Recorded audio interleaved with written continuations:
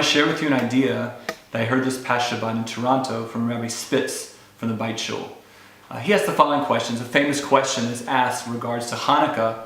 On the one hand, Hanukkah is a holiday that we celebrate through some spiritual activities. We light the Hanukkah lights, and in terms of food, we eat. What do we eat? Latkes. We eat latkes and sufganiyot. In terms of food, we eat latkes, we eat sufganiyot, but there's no emphasis per se on the meal. We have to add a little bit, the Ramah says, in terms of our meals, but there's no real emphasis in terms of the Seudah. Unlike the festival of Purim, we all know that one of the 4 mitzvahs of Purim is a big Seudah, and we eat and we drink and we indulge ourselves in all kinds of gastronomic pleasure. The contrast is very evident. In terms of Hanukkah, the way we celebrate the Hag is in terms of the spiritual component. We light Hanukkah candles, but in terms of the physical component, all we do is we eat latkes, we eat sufganiyot, but there's no real emphasis on the physical. Unlike in Purim, in terms of Purim, there's a strong emphasis on eating and on drinking and on enjoying ourselves. The question is why? Why the difference between Hanukkah and Purim? The answer very famously is given by the Bach. The Bach, one of the commentators on the Torah, says as follows.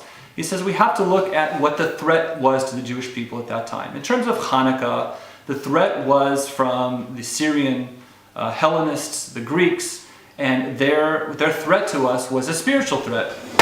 Their threat to us was a spiritual threat. They wanted to have us stop doing Brit Milah. They wanted to have us stop learning Torah. They wanted us to stop doing Kiddush HaChodesh. All these are spiritual threats. They wanted us to stop doing Torah and mitzvot, and therefore our response is appropriately a spiritual response.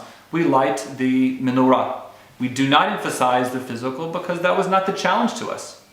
Unlike Purim, our enemy was Amalek. Amalek was Lahashmid, Lahrog, Labed, Ushlalam Lavos. Their threat to us was physical. They wanted to annihilate us, body and soul. And therefore, the response is a physical response. They wanted to destroy our body, and therefore we're going to indulge our body in both eating and in terms of drinking. That is in terms of the Bach. It's quite a famous answer to a well-known question. Rabbi Spitz wanted to say another response, and he did not know the source for this, but I think it's very, very powerful, especially given what's happening in today's society within Israel. He says as follows: the reason why we cannot partake of food and drink on Hanukkah, the reason why we can't really enjoy ourselves, is for the very simple reason that Hanukkah was a battle which primarily pitted the Jews against the Jews.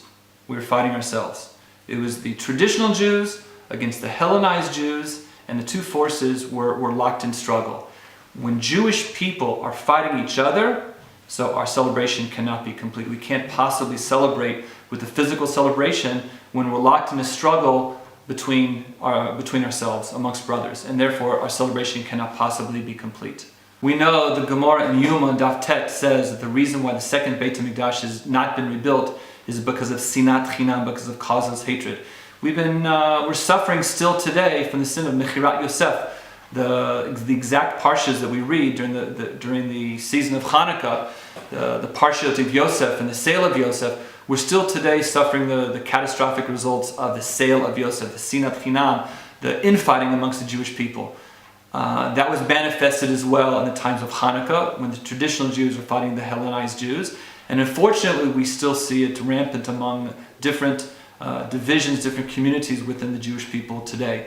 One of the if you can call it a positive outcome from the tragic terror attack at the synagogue in Har Nof was that the 4 families heroically got together on Friday before the first Shabbat, and they issued a letter to the Jewish people calling for ahavat chinam, calling for unity, specifically unity within the religious world, but unity between the religious world and the non-traditional Jewish world as well. They issued a call for ahavat chinam because they understood that ultimately at the end of the day, the galut, the reason why we're not able to bring the Geula Shlema is because of the internal divisions which continue to divide us. We should be zocheh during the time of Hanukkah to make a tikkun for the infighting amongst the Jewish people, and to come to a status of ahavat chinam, and thereby bring about a new Hanukkah, a new rededication of the third Beit HaMikdash.